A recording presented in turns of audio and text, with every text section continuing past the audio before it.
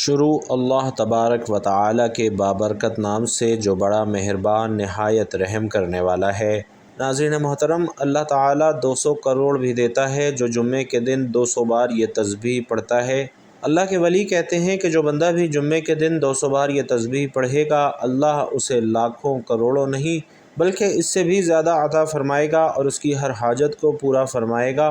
اور یہاں 200 سے مراد 200 نہیں بلکہ یہ کثرت کے معنی میں استعمال کیا گیا ہے کہ اللہ تعالیٰ اتنا نوازے گا کہ آپ کی ہر حاجت پوری ہو جائے گی، لیکن پھر بھی آپ کے پاس رزق اور مال و دولت ختم نہیں ہوگا۔ اگلے جمعے تک اللہ تعالیٰ اس کے ہر معاملات میں اس کی مدد فرمائے گا۔ تو اگر آپ کی کوئی بھی حاجت ہے، کوئی بھی مسئلہ ہے، کوئی بھی پریشانی ہے، تو آپ بھی جمعے کے دن اس تسبیح کو لازمی پڑھ لیں۔ محترم ناظرین، رزاق صرف اللہ تعالیٰ ہے اور تمام خزانوں کی چابیاں اللہ تعالیٰ کے پاس ہیں۔ رزق میں برکت کے اسباب اس دور میں اکثر لوگ یہ شکایت کرتے نظر آتے ہیں کہ ہمارے رزق میں برکت نہیں ہے۔ ہم روزی کمانے کے لیے اتنی محنت کرتے ہیں، دن رات جد و جہد کرتے ہیں اور اپنی ساری توانائیاں کھپا دیتے ہیں، لیکن پھر بھی ہمارے خرچے پورے نہیں ہوتے بلکہ الٹا ہر مہینے قرضہ چڑھ جاتا ہے۔ اس صورتحال کو سامنے رکھتے ہوئے یہ سوال پیدا ہوتا ہے کہ رزق میں برکت کیسے آ سکتی ہے؟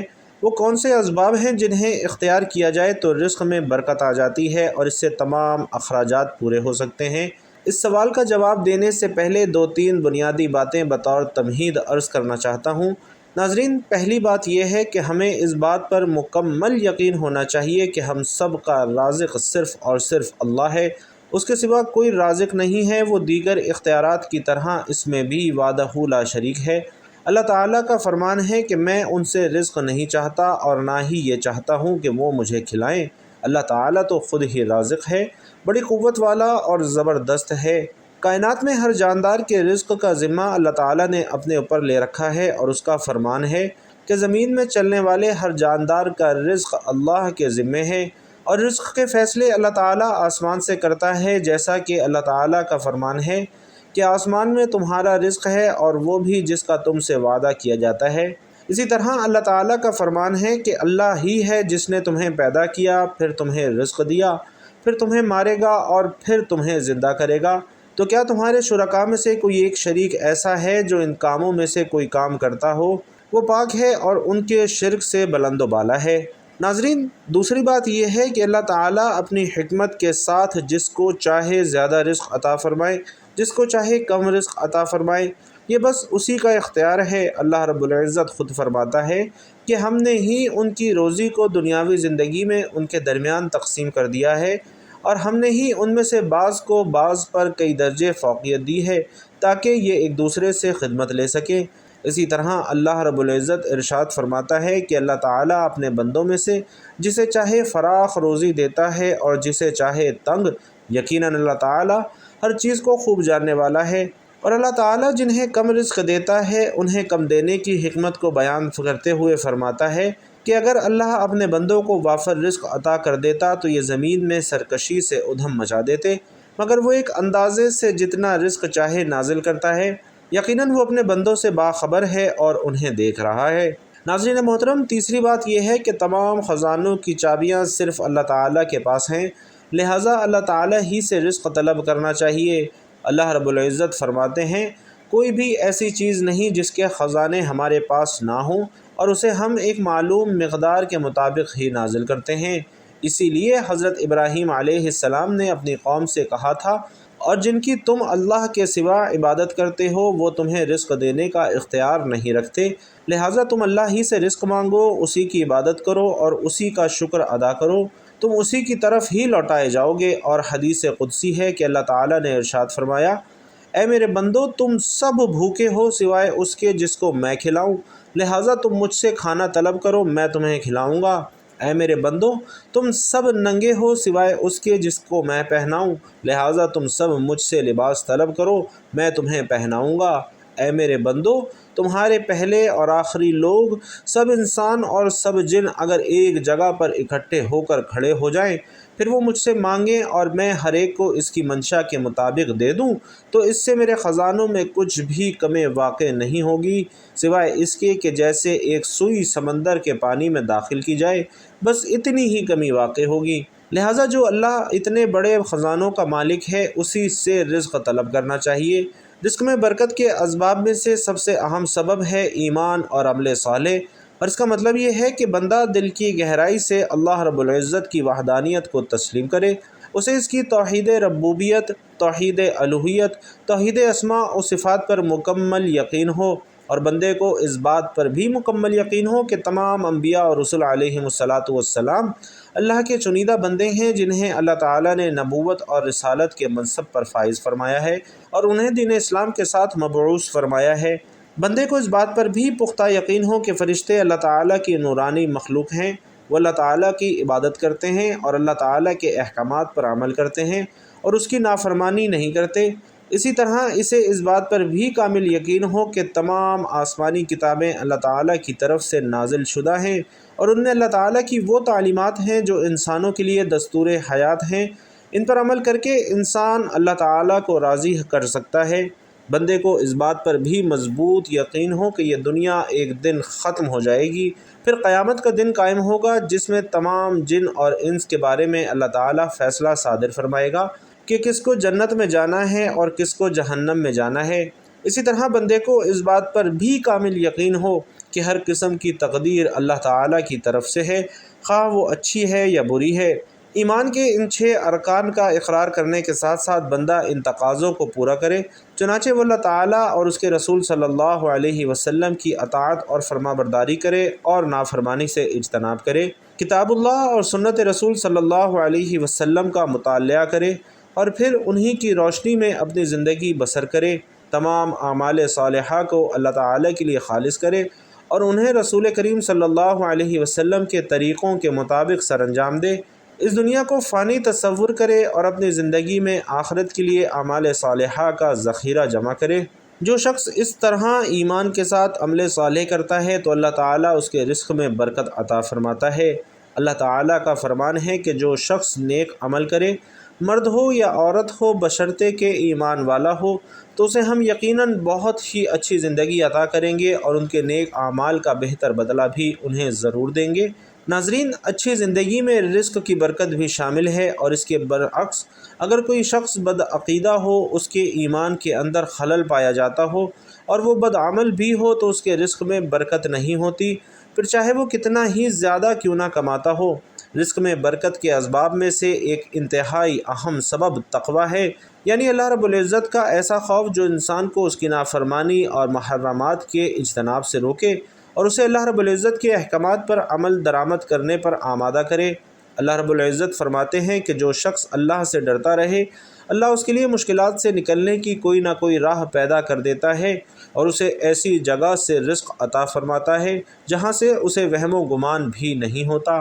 بھائیوں اور بہنوں، رزق میں برکت کے اسباب میں سے ایک اور بہت بڑا سبب قرآن مجید کی تلاوت ہے، کیونکہ اللہ تعالیٰ کی یہ کتاب خود بہت بابرکت ہے اور جو بھی اسے پڑھے گا اسے بھی برکت نصیب ہوگی، اس کی زندگی میں بھی برکت آئے گی، رزق میں بھی برکت آئے گی، اس کے اہل و عیال میں بھی برکت آئے گی اور اس کے گھروں میں بھی برکت آئے گی۔ اللہ رب العزت فرماتے ہیں کہ یہ کتاب جو ہم نے نازل کی ہے یہ بڑی بابرکت ہے، لہٰذا تم اس کی اتباع کرو اور اللہ تعالیٰ سے ڈرتے رہو تاکہ تم پر رحم کیا جائے۔ یہ کتاب بابرکت ہے جسے ہم نے آپ کی طرف اس لیے نازل فرمایا ہے کہ وہ اس کی آیتوں میں غور و فکر کریں اور عقل مند اس سے نصیحت حاصل کریں، اور آج ہماری حالت یہ ہے کہ ہم اپنے قیمتی اوقات میں سے کئی گھنٹے فضول چیزوں میں برباد کر دیتے ہیں۔ ناظرین محترم، صحابہ کرام نے ایک چیز، دین کا ایک حکم، حضور صلی اللہ علیہ وسلم کی ایک بات ہم تک پہنچانے کے لیے مہینوں کی مسافتیں برداشت کی، مہینوں سفر طے کیا، پھر کہیں جا کر ہم تک یہ باتیں پہنچی ہیں، اور آج ہمارا حال یہ ہے کہ یہ ساری باتیں ہمارے موبائل کی اسکرین پر بڑی آسانی سے دستیاب ہیں، لیکن ہمارا طرز عمل یہ ہے کہ یہ باتیں سننا ہمارے لیے دشوار ہو چکا ہے۔ ہم کئی گھنٹے موبائلز پر بیہودہ ریلز دیکھ لیں گے، بیہودہ فلمز دیکھ لیں گے، لیکن جہاں ایسی باتوں کا ذکر ہوگا وہاں پر ہمارا ناک منہ بننا شروع ہو جائے گا۔ ٹی وی، موبائل فون اور اسی طرح دوستوں کے ساتھ فضول محفلوں میں وقت ضائع کر لیں گے، حالانکہ جن قیمتی اوقات کو ہم ان چیزوں میں ضائع کر دیتے ہیں، اگر ہم ان میں دین کی بات سمجھ لیں، قرآن مجید کی تلاوت اور اس کا ترجمہ پڑھ لیں تو ہماری زندگی اور ہمارے رزق میں بڑی برکت آ سکتی ہے۔ قرآن حکیم میں سورۃ الاخلاص کا شمار ان اہم صورتوں میں ہوتا ہے جن کی عظمت اور فضیلت وارد ہوئی ہے۔ چنانچہ آپ صلی اللہ علیہ وسلم فرماتے ہیں کہ جس نے سورۃ الاخلاص کی تلاوت کی اس نے 1/3 قرآن مجید پڑھنے کا ثواب حاصل کیا، کیونکہ یہ سورت اللہ تعالیٰ کی وحدانیت اور اس کے جملہ کمال صفات پر مشتمل ہے۔ اسی طرح اسے سونے سے قبل اور تمام نمازوں کے بعد معوذتین کے ساتھ پڑھنا، خاص کر مغرب اور فجر کے بعد 3 بار پڑھنا مسنون ہے۔ اللہ تعالیٰ ہمیں اس سورت کو بار بار پڑھنے کی توفیق نصیب فرمائے۔ ناظرین، سورۃ الاخلاص کی فضیلت یہ ہے کہ وہ ثلث قرآن ہے اور آج کا وظیفہ جمعے کے دن کا ایک بابرکت وظیفہ ہے۔ قرآن پاک کی ایک چھوٹی سی سورت کا وظیفہ ہے جسے آپ جمعے کے دن کسی بھی وقت پڑھ سکتے ہیں۔ جمعے کی اہمیت اور فضیلت کے بارے میں تو تمام لوگ اچھی طرح جانتے ہیں۔ سب لوگوں کو یہ معلوم ہے کہ جمعے کے دن کسی بھی سورت کا وظیفہ کرنے سے رزق اور مال و دولت میں برکت ہوتی ہے۔ تو یہ تسبیح کون سی ہے، آپ نے یہ سورت کس طرح پڑھنی ہے، یہ اب آپ کو بتا رہا ہوں۔ توجہ سے سنیے گا اور پہلے اس سورت کے فوائد جان لیجئے کہ اس تسبیح کو پڑھنے سے بندے کو 9 فائدے حاصل ہوتے ہیں۔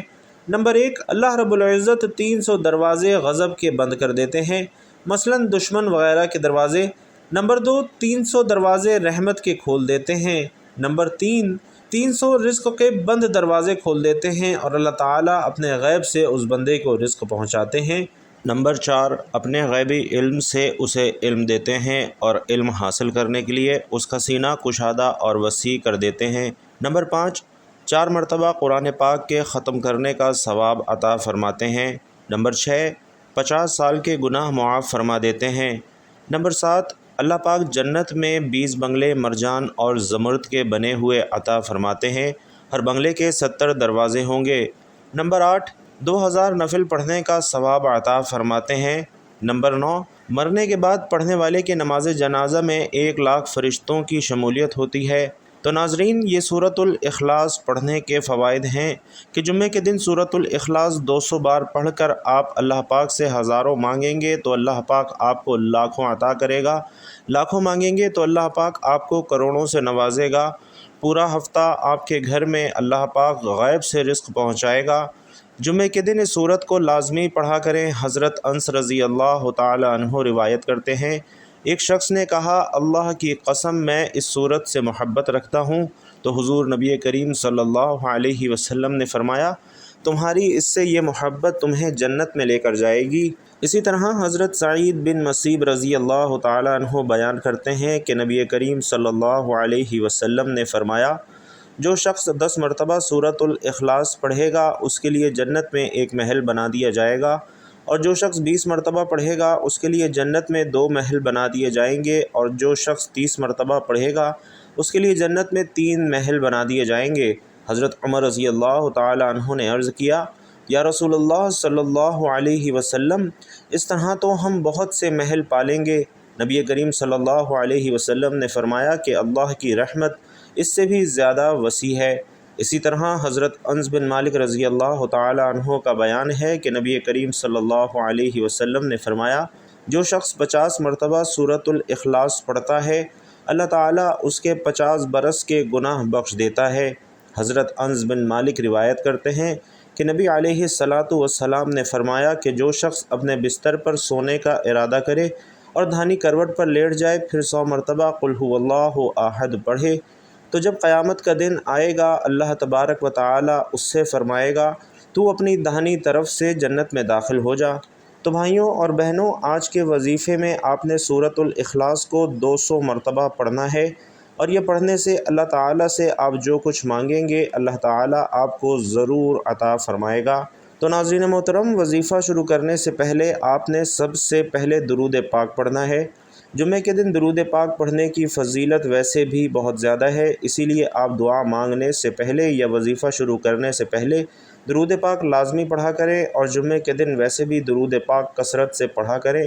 چاہے تو آسان اور مختصر سا درود صلی اللہ علیہ وآلہ وسلم پڑھ لیا کریں یا صلی اللہ علی محمد پڑھ لیا کریں، لیکن چونکہ درود ابراہیمی کی فضیلت سب سے زیادہ ہے اور پیارے آقا صلی اللہ علیہ وسلم بھی تمام درودوں میں درود ابراہیمی کو ہی سب سے زیادہ پسند فرماتے تھے، لہٰذا بھائیوں اور بہنوں کوشش کیا کریں کہ درود ابراہیمی ہی پڑھا کریں۔ خیر و برکت اور ثواب کی نیت سے درود ابراہیمی ایک مرتبہ ساتھ مل کر بھی پڑھ لیتے ہیں۔ اللہم صلی علی محمد وعلی آل محمد کما صلیت علی ابراہیم وعلی آل ابراہیم انک حمید مجید۔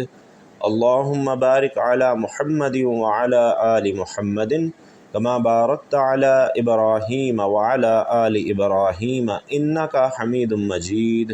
درود پاک پڑھنے کے بعد آپ نے سورۃ الاخلاص 200 مرتبہ پڑھنی ہے۔ بسم اللہ الرحمن الرحیم، قل هو اللہ احد اللہ الصمد لم یلد ولم یولد ولم یکن لہ کفوا احد۔ 200 مرتبہ سورۃ الاخلاص پڑھنے کے بعد آپ نے ایک تسبیح استغفر اللہ کی پڑھنی ہے اور پھر آخر میں درود پاک پڑھنا ہے۔ ناظرین کرام، یہ سارا عمل آپ نے جلدی میں نہیں کرنا بلکہ انتہائی سکون سے، خلوص نیت سے اور عقیدت سے کرنا ہے۔ اور اس عمل کی ایک شرط یہ ہے کہ آپ نے دل میں وسوسے رکھ کے نہیں پڑھنا کہ پتہ نہیں میرا یہ عمل قبول ہوگا یا نہیں ہوگا، میری دعا قبول ہوگی یا نہیں ہوگی، یا میری حاجت قبول ہوگی یا نہیں ہوگی۔ اللہ رب العزت کے فرمان کا مفہوم ہے کہ میں بندے کے ساتھ ویسا ہی معاملہ کرتا ہوں جیسا بندہ مجھ سے گمان رکھتا ہے۔ تو آپ نے دل میں یہ یقین اور عقیدہ رکھ کر پڑھنا ہے کہ آپ کا یہ عمل بھی ضرور قبول ہوگا، آپ کی دعا بھی ضرور قبول ہوگی، اور اس عمل کی برکت سے، اس عمل کے وسیلے سے اللہ تبارک و تعالی آپ کی جو بھی حاجات اور ضروریات ہیں وہ بھی ضرور پوری فرمائے گا۔ تو ناظرین، عمل مکمل کرنے کے بعد آپ نے اللہ تعالی سے ہاتھ اٹھا کر دعا مانگنی ہے، اپنے رزق کے لیے دعا مانگنی ہے، اپنی حاجات کے لیے دعا مانگنی ہے، اپنے مسائل اور پریشانیوں سے نجات کے لیے دعا مانگنی ہے، اپنے گناہوں کی سچی توبہ کرنی ہے۔ انشاءاللہ اس عمل کی برکت سے اللہ تعالیٰ آپ کو رزق اور مال و دولت سے مالا مال کر دے گا۔ اللہ والوں، یہ صورت اللہ کی محبوب صورت ہے، اور اس صورت کی برکت سے اللہ پاک آپ کے گھروں میں، آپ کی روزی میں، آپ کے رشتوں میں اور آپ کی زندگی میں اپنی رحمتیں اور برکتیں نازل فرمائیں گے، آپ کے دل کی تمام حاجات کو پورا فرمائیں گے اور رزق کے بند دروازے انشاءاللہ آپ کے لیے کھول دیں گے۔ اللہ رب العزت سے دعا ہے کہ ہم سب کی تمام حاجات جو ہم دلوں میں لیے یہ وظیفہ کریں، اللہ پاک وہ پوری فرمائے۔ اللہ پاک ہمارے اگلے پچھلے صغیرہ کبیرہ تمام گناہوں کو معاف فرمائے۔ اللہ پاک ہم سب کو گمراہی کے راستے سے ہٹا کر صراط مستقیم کے راستے پر چلنے والا بنائے۔ اللہ پاک ہم سب کو ایسی نماز پڑھنے کی توفیق عطا فرمائے جس نماز سے اللہ تبارک و تعالیٰ کی ذات راضی ہوتی ہے، اور زندگی میں ایسے نیک اعمال کرنے کی توفیق عطا فرمائے جن سے اللہ تعالیٰ کی ذات راضی ہوتی ہے۔ اللہ تعالیٰ ہم سب کو ایسی زندگی گزارنے کی توفیق نصیب فرمائے جس زندگی سے اللہ راضی ہوتا ہے۔ اللہ ہم سب کو ایمان پہ زندگی اور ایمان پہ ہی خاتمہ نصیب فرمائے۔ اللہ تعالیٰ ہم سب کو اپنے احکامات کی فرما برداری کرنے والا اور اللہ کے حبیب صلی اللہ علیہ وسلم کے نیک اور پاکیزہ آداب کو اپنانے والا بنائے۔ اللہ رب العزت اپنے فضل و کرم اور نظر رحمت سے ہم سب کی تمام پریشانیوں، تنگ دستیوں، دکھوں، مصیبتوں کو دور فرمائے۔ جو بیمار ہیں اللہ تعالیٰ انہیں شفائے کاملہ عاجلہ عطا فرمائے۔ جو بے اولاد ہیں اللہ اپنے خزانوں سے انہیں نیک اور صالح اولاد نصیب فرمائے۔ جو صاحب اولاد ہے اللہ تعالیٰ ان کی اولاد کو ان کی آنکھوں کی ٹھنڈک، نیک اور فرما بردار بنائے۔ اللہ تعالیٰ تمام بچے بچیوں کے نصیب اچھے فرمائے۔ اللہ تعالیٰ جو قرض کے بوجھ تلے دبے ہوئے ہیں ان سب کا قرضہ جلد سے جلد ادا کرنے کی کوئی احسن تدبیر بنائے۔ اللہ رب العزت ہم سب کی شیطان مردود سے حفاظت فرمائے، ہم سب کو حلال رزق کمانے کھانے کی توفیق نصیب فرمائے، اور ہم سب کے حلال رزق میں خوب برکت، وسعت اور کشادگی عطا فرمائے۔ اللہ پاک ان تمام دعاؤں میں، ان تمام خیروں میں جو حضور صلی اللہ علیہ وسلم نے اللہ سے مانگی ہیں، ہم تمام مسلمانوں کا بھی حصہ شامل فرمائے، اور ان تمام شرور سے ہمیں پناہ نصیب فرمائے جن شرور سے حضور نبی کریم صلی اللہ علیہ وسلم نے پناہ مانگی تھی۔ اللہ ہم سب کی دعاؤں کو قبول و منظور فرمائے، آمین یا رب العالمین۔ بھائیوں اور بہنوں، آپ لوگوں نے بھی آمین ضرور لکھنا ہے۔ کسی بھی دعا میں زیادہ لوگوں کی شمولیت سے، زیادہ لوگوں کے آمین کہنے سے دعا کی قبولیت کے امکانات بڑھ جاتے ہیں، اور پھر کسی ایک کی نہیں بلکہ سب کی دعائیں قبول ہو جاتی ہیں۔ اس لیے آپ سب لوگوں نے دعا پر آمین کہنا بھی ہے اور کامنٹ باکس میں آمین لکھنا بھی ہے، تاکہ دوسروں کو بھی ترغیب ہو۔ اللہ تعالی ہم سب کا حامی و ناصر ہو، آمین یا رب العالمین۔